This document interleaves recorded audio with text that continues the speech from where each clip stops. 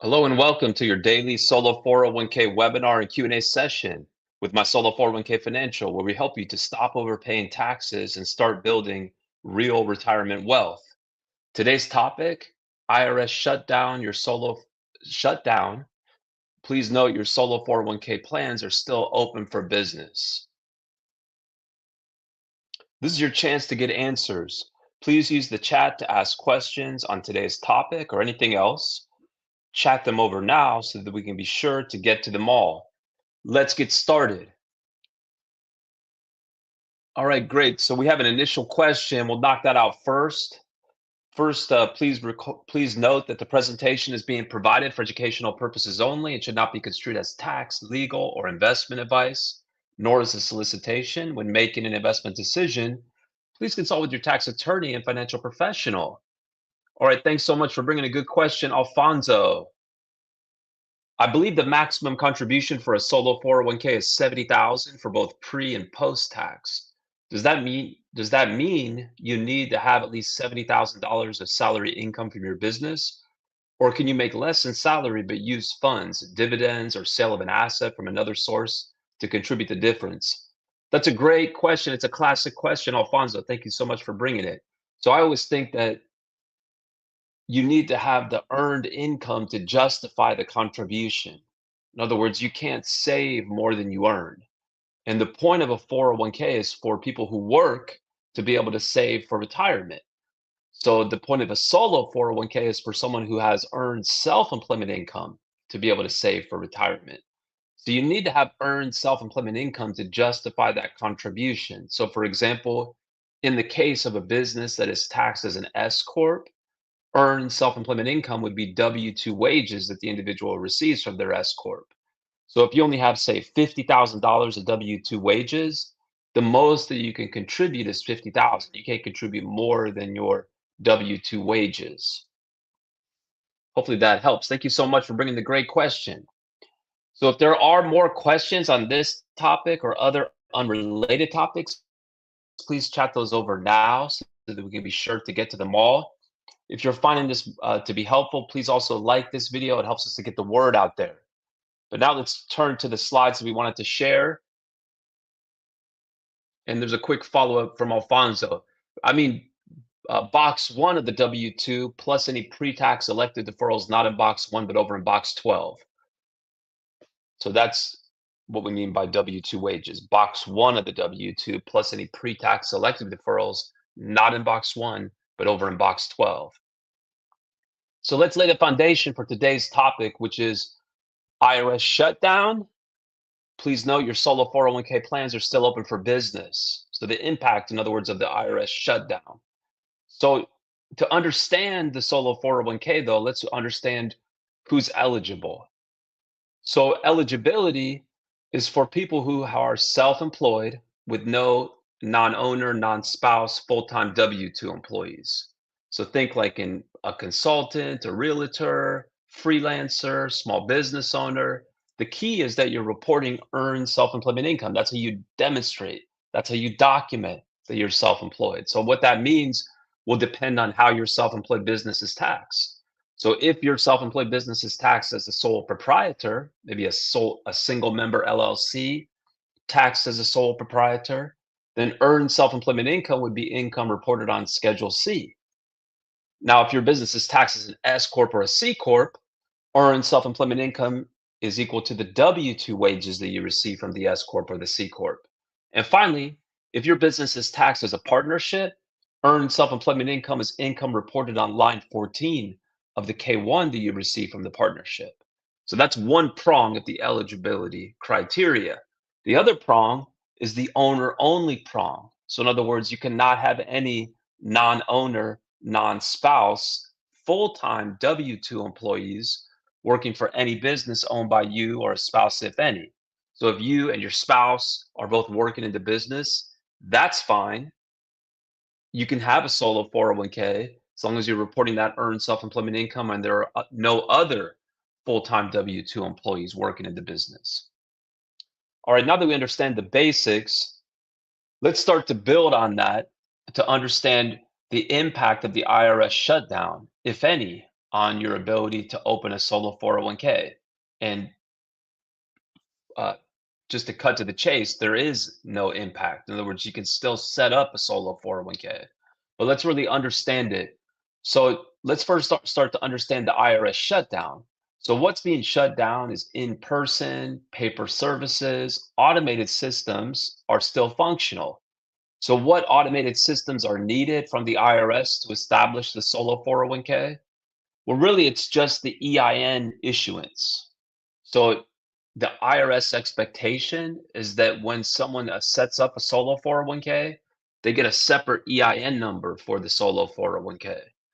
And so we obtain that EIN number as part of the onboarding process for our customers. And again, it's an automated system, it's an online system. So we will go through that online system to obtain the EIN as clients are opening up solo 401k plans. The other part of the establishment process, so for example, we prepare the documents, we help customers open up accounts, we help customers make contributions, we help customers roll over funds from pre-existing solo 401k plans. All of those parts of the establishment process are not dependent on the IRS.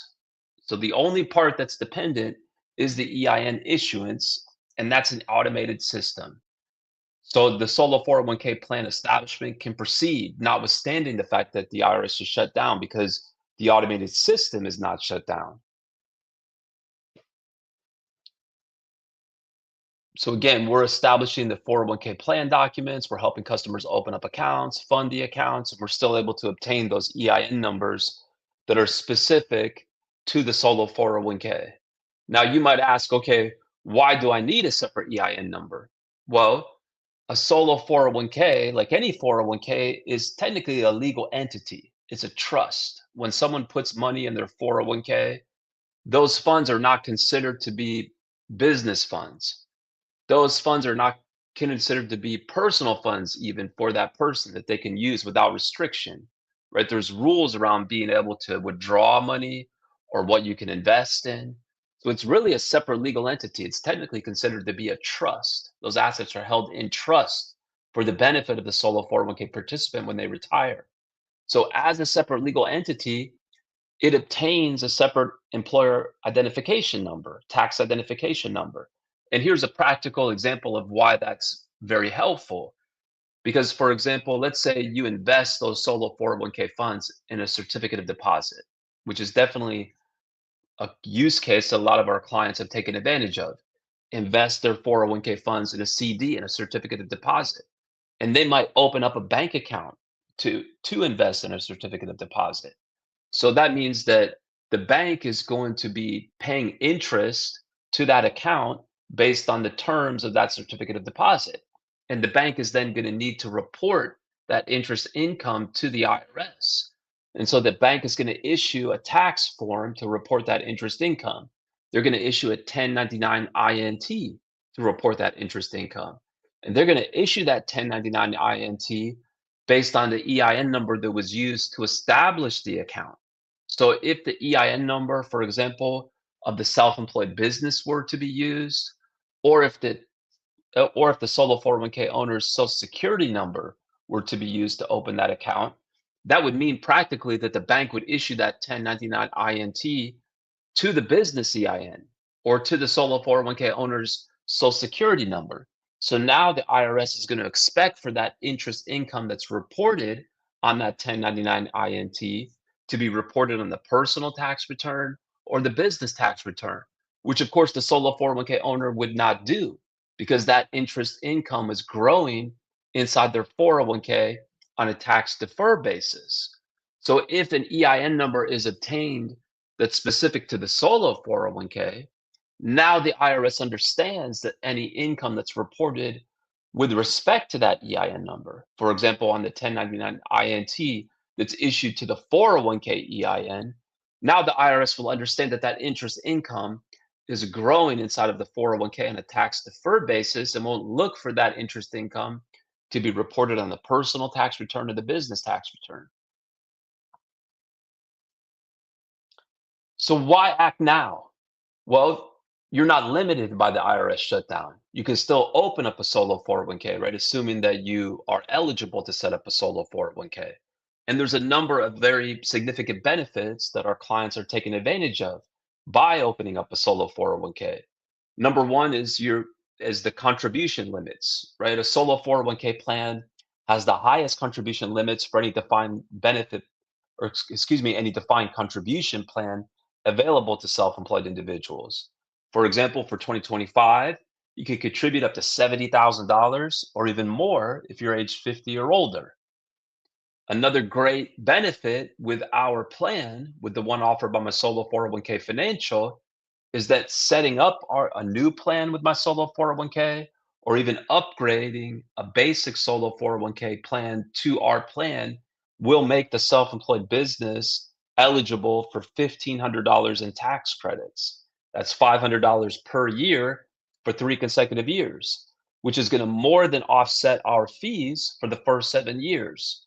We charge $650, which includes the $525 establishment fee plus the first $125 annual fee. Then starting 12 months later, we charge our $125 annual fee that covers the second year. So those $1,500 in tax credits will more than cover our fees for the first 7 years. In addition, our plan allows for tax diversification. So for example, it allows for not only pre-tax contributions, which allow you to reduce your taxable income now for the year for which you make the contribution, as well as Roth and even mega backdoor Roth contributions, which allow for the possibility of tax-free growth. In addition, our plan allows for investment diversification as well. So not only does it allow for typical brokerage type investments like stocks, bonds, mutual funds, ETFs, certificates of deposit, just to name a few of your brokerage type investments, but also true alternative investments such as real estate, cryptocurrency, private equity, pre-IPO stock, notes, gold, among others. So will the shutdown delay the setup? No, it won't. So things are proceeding as normal with no impact from the IRS shutdown. Again, what is impacted? Manual filings, refund, phone service by the IRS, right? Their people have been drastically reduced, but their automated systems continue to function. Are contributions affected? No, they're not, right? You're not making contributions to the IRS, you're making them to your 401k account at the bank or brokerage of choice. Again, their online systems are fully operational. All right, that takes us to the end of the slides that we wanted to share. Thank you so much for checking out today's session. If there are questions or topics you'd like to discuss, whether on this topic or other unrelated topics, please chat them over now so that we can be sure to get to them all. If this information is helping you feel more confident about your future, please take 1 second to like and subscribe. Liking tells the platform that this content is valuable, which helps other solopreneurs like you find it. Subscribing guarantees you get notifications of all of our crucial content that we deliver every day to help you secure your retirement. So we'll give you another moment to see if any more questions come through.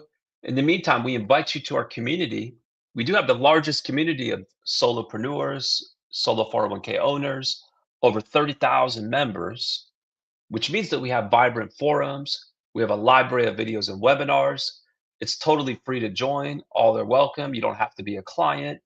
You can join quickly and easily at mysolo401k.net/my community. All right, that's it for today's session. Thank you so much for investing your time with us. Your time is valuable and your retirement future is worth it. If you haven't yet, please like and subscribe so we can keep building this community. We'll be back here tomorrow with more crucial content to help you secure your retirement.